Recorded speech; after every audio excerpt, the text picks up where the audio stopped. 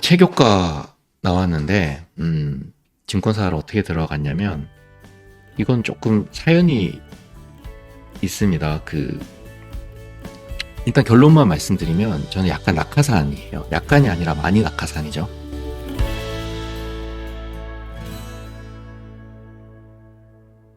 어, 원래는 체교과 나와서, 어, 국어 선생님이 되고 싶은 게 원래 제 어릴 때 꿈이어가지고, 이중전공으로 해서 국어 교육과를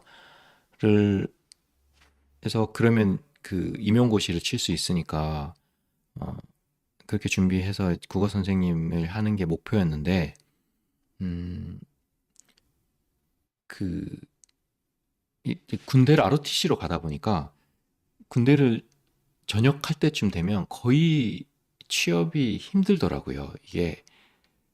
어, 저는 이제 파주에서 군 생활을 했었거든요. 그리고 전방에 GOP에 들어가 있다 보니까, 말년휴가까지도 못 나올 정도로 전역하는 날까지도 부대에서 일을 해야 될 정도로 그 환경이 그렇게밖에 안 돼가지고 취업을 따로 준비하기가 쉽지가 않아서 그냥 아빠가 소개해주는 회사 뭐 이렇게 가야 되나 아니면 제가 체육과 나왔으니까 어 사실은 일본으로 가고 싶다 뭐 이런 생각도 좀 하고 있었고요. 예.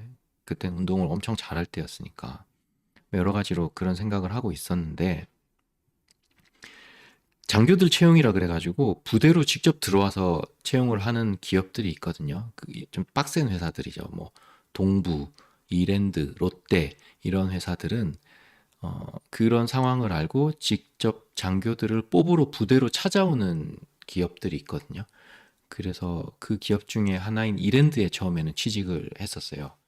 근데 한 3개월 정도 다니니까 저랑은 좀 안 맞더라고요. 그 회사가 안 맞기도 했고 저는 거의 그때 농구에 미쳐 있을 때였거든요. 거의 농구에 거의 뭐 모든 걸 걸어 있던 상황이었는데 왜 이랜드를 못 버텼냐면 어, 저는 단결입니다. 네.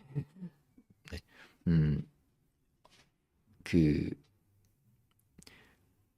이랜드는 엄청 일을 빡세게 시킵니다. 그런데 그 빡세게 하고 성과를 내는 만큼 또 말도 안 되게 인정해주는 회사기도 해요.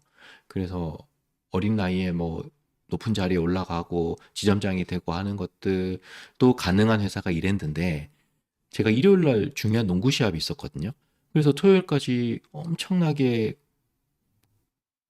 열심히 일을 하고 야근하고 뭐 밤새고 그때 무슨 일까지 했었냐면 이천일 아울렛 오픈하면 그때 직원들이 밤새도록 그 이천일 아울렛 나가가지고 오픈하는데 뭐 수리하고 준비하고 막 그런 걸 직원들이 다 해요.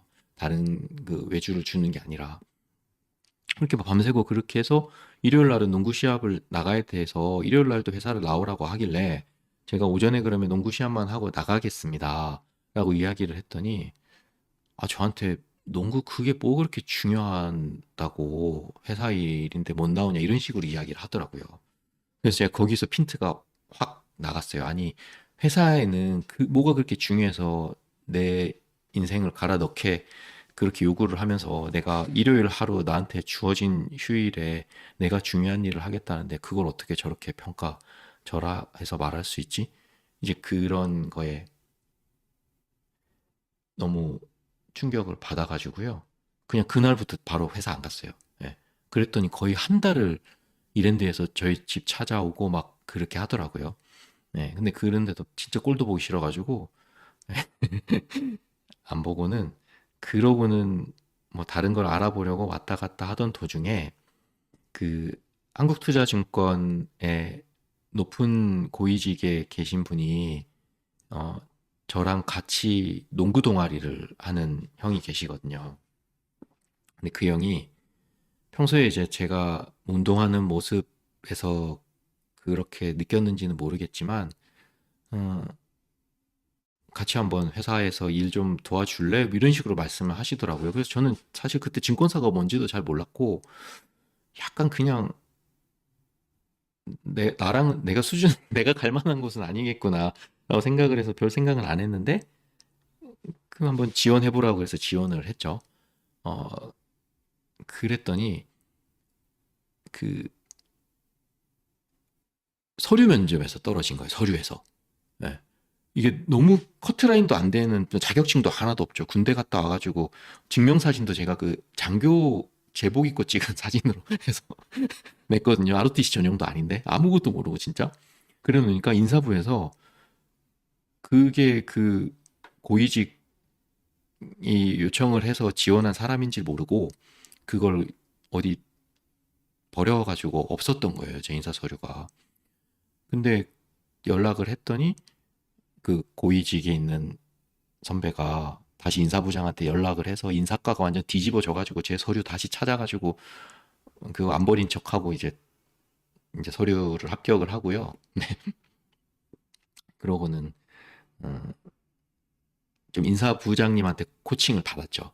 뭐를 준비를 해야 되고 시험도 치거든요. 뭐 어떤 시험을 쳐야 되고 일단 임원원 면접 전에 있는 실무자 면접들은 뭘 준비를 해야 되고 그러면서 좀 코칭을 받았고 이게 그 지인인 형도 최종 면접은 자기가 도와줄 수 없다 그러더라고. 최종 면접은 뭐 회장님도 들어오시고 뭐 사회이사님도 들어오시고 막 이 자기가 컨트롤 안 되는 사람들이 있기 때문에 네가 내가 여기까지는 어떻게 해주겠는데 최종 면접은 네 능력으로 통과를 해야 된다라고 이야기를 하셔가지고 근데 제가 또 이 말이 되잖아요. 근데 그 최종 면접에서 제가 말을 잘했나 봐요. 그래서 저희는 회장은 명예회장이거든요. 예. 명예회장님이 그 신입사원들 다 있는 데서 우리 회사는 저런 애를 뽑아야 된다면서 딱 그렇게 말을 하신 거예요.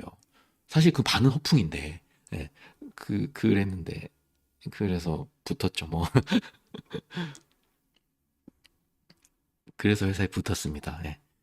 그러고는 지점도 그때 제가 말씀드렸지만 강북에서는 제일 좋은 지점이 광화문 뭐 이런 데고 광화문 명동 이런 데고 강남에서는 개포 이런 데가 제일 좋은 지점이거든요. 전 집이 이제 강남이었으니까 어, 모든 동기들이 강북 사는 애들은 다 광화문이나 명동이 1순위예요.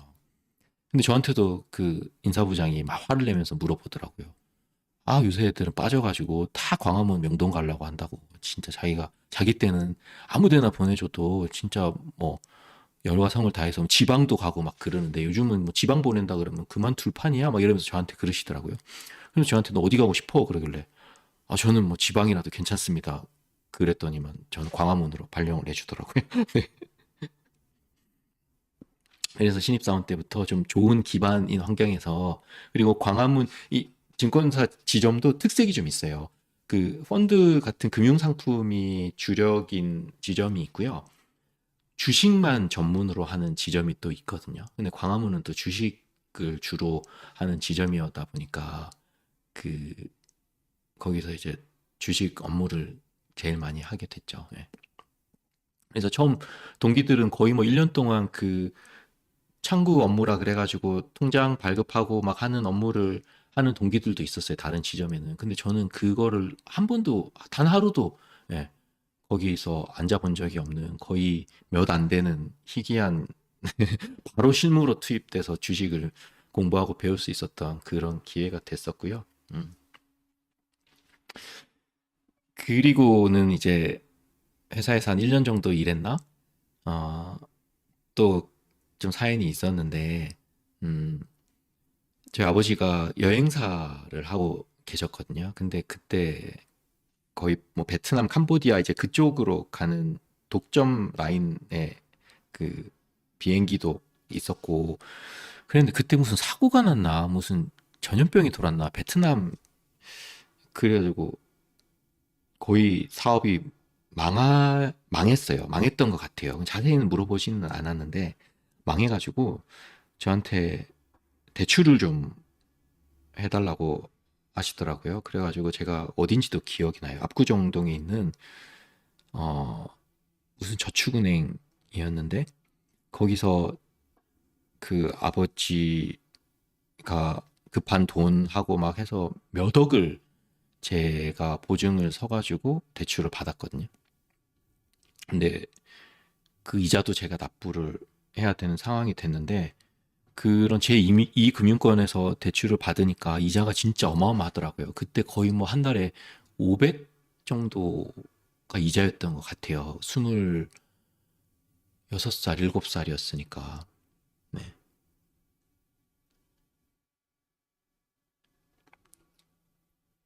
명동이나 광화문이나 비슷합니다. 네. 명동이나 광화문이나 네, 비슷한 것 같아요. 네, 명동 계시는 분이 광화문 오고 광화문 명동 가고 막 거기서만 막 돌거든요. 네. 지금은 근데 그런 거 별로 없고요. 그래서 이제 신입사원이고 하니까 한 달에 그게 10년 전, 10년이 더 됐잖아요. 550을 어디서 구해요, 그거를. 그래서 막 어떻게 낮에는 회사에서 일하고 밤에는 또 뭐 아르바이트 하고 이러면서 겨우겨우 메꾸다가 도저히 이제 한계에 딱 도달하니까 한 3개월 정도 이자를 못 냈던 적이 있거든요. 그러니까 그 저축은행에서 독촉장이 날라오더라고요. 그러면서 회사 인사부에 연락을 해서 월급을 차압하기로 결정을 했다라는 이런 문서를 하나 보내주더라고요. 그게 한 2008년쯤 됐을 텐데. 그래서 제일 이제 걱정은 저를 뽑아준 그 지인 형한테 누가 되는 게 제일 걱정이고, 뭐 회사 그만두는 거야. 뭐 그만두는데, 그렇게 뽑아줬는데, 그런 사람이 제 이 금융권 돈 못 갚아가지고 차압당해가지고 그렇게 된다는 게 그걸 또 직원들이 알게 된다는 게 너무 좀 제가 나쁜 짓을 하는 것 같아가지고 그 형한테 이야기를 했습니다. 저 회사 그만둬야 될 것 같다. 뽑아주셔가지고 이렇게 생활하게 됐는데 집 사정상 상황이 이렇게 됐다. 정확하게 550입니다. 그래서 그리고 제가 집에도 생활비도 줬었어야 되거든요. 그래서 그 형한테 연락을 했죠. 진짜 죄송하다. 근데 회사 그만두고 제가 나가서 또 이거는 제가 어떻게든 해보겠습니다. 대신 형한테나 회사한테 피해를 입히고 싶지 않습니다. 그랬더니 바로 그날 밤에 자기한테 찾아오라고 하더라고요. 어, 그 형도 진짜 효자인 게 어머님이 몸이 엄청 안 좋으셨거든요. 근데 회사 고위직인데 밤에는 어머니 옆에서 밤을 새고 낮에 이제 밝을 때 병원에서 씻고 출근하시고 그런 삶을 사셨어요. 그래서 회사에서 직원들이 사정을 모르는 사람들은 왜 저분은 저렇게 머리가 맨날 떡져 있고 안 씻냐고 그렇게 직원들이 이야기를 했는데 그게 왜 그러냐면 어머니 때문에 뭐 그때만 해도 뭐 간병인이라는 게 막 그리고 또 아들 입장에서 간병인한테 어머님은 또 맡기기도 그게 잘 마음이 안 놓였었나 봐요. 그래서 그 병원으로 오라고 하더라고요. 그래서 병원으로 갔더니 저한테 자기가 1년에 수천 명의 사람들을 면접을 보고 지금까지 수만 명의 사람들을 만났는데 자기가 봤을 때는 저한테 가능성이 있어 보인대요. 그러면서 한번 도와주면 안 되겠냐? 이렇게 말을 하는 거예요. 네. 그래서 그만두지 말라는 그런 말을 하시더라고요. 그러면서 필요한 돈이 얼마야? 이러길래. 필요한 돈이 얼마인지는 물어보지도 않았구나. 예, 필요한 거 지금 네가 해결해야 될 거 있으면 내일 비서한테 연락하면 돼. 이러면서 대신 형 좀 도와줘. 이렇게 말을 하더라고요. 네. 그때 한 몇 억을 불렀어야 되는데 딱 그 3개월치 이자 이야기를 해가지고. 네. 근데 제가 아직도 그 돈은 그 형한테 못 갚았습니다. 네. 어떻게 갚을 기회가 없었어요. 네. 그리고는 지금은 이제 인연이 끊어졌죠. 네. 교수님 처음에 도와주러 갈 때도 그 형한테 먼저 연락을 했었거든요. 네, 형, 정 교수님이 좀 도와달라고 하시는데 이게 괜찮겠죠? 그렇게 물어봤더니 그때도 그 형은 저한테 그랬어요. 네가 다치면 안 돼. 이렇게 이야기를 했었거든요. 예. 근데 그게 저는 어떻게 해석을 했냐면 네가 그냥 하고 싶은 대로 해. 그냥 형이 뒤에서 받쳐줄게. 약간 그렇게 그냥 해석을 해가지고. 예. 근데 이 일이 이게 너무 커져 버리니까 저도 더 이상 회사에 누를 끼치는 것도 좀 그렇고 예. 그 형도 주변에서 좀 저를 구해주라 너무 위태로워 보이니까 막 검찰에 그렇게 쫓기고 하는 게 뭐 위태로워 보이니까 저 좀 도와주라고 이야기를 했다고는 하는데 어, 저랑은 이제는 연락이 안 되고 있습니다. 저는 회사도 그만두게 됐고요. 네. 진짜 좋은 사람입니다. 예, 회사에서는 뭐 직원들은 어떻게 생각할지는 몰라도 음, 어쨌든 뭐 여러 번 막 쓰러지고 무너지고 할 때 그리고 제가 그 형 생각하면서 진짜 이를 빡빡 갈고 회사를 다닌 거거든요. 진짜 누를 끼치면 안 되겠다. 예, 그래서 실제로 좋은 성과를 내기도 하고 우수 직원으로 뽑혔을 때도 뭐 제일 기뻤던 거는 그 형한테 저 이렇게 우수 직원 됐습니다 이야기를 했던 거. 예. 근데 그때도 그 형이 그 얘기를 하더라고요. 무리해서 하지 말라고. 예. 근데 성격이 그게 안 되나 봐요.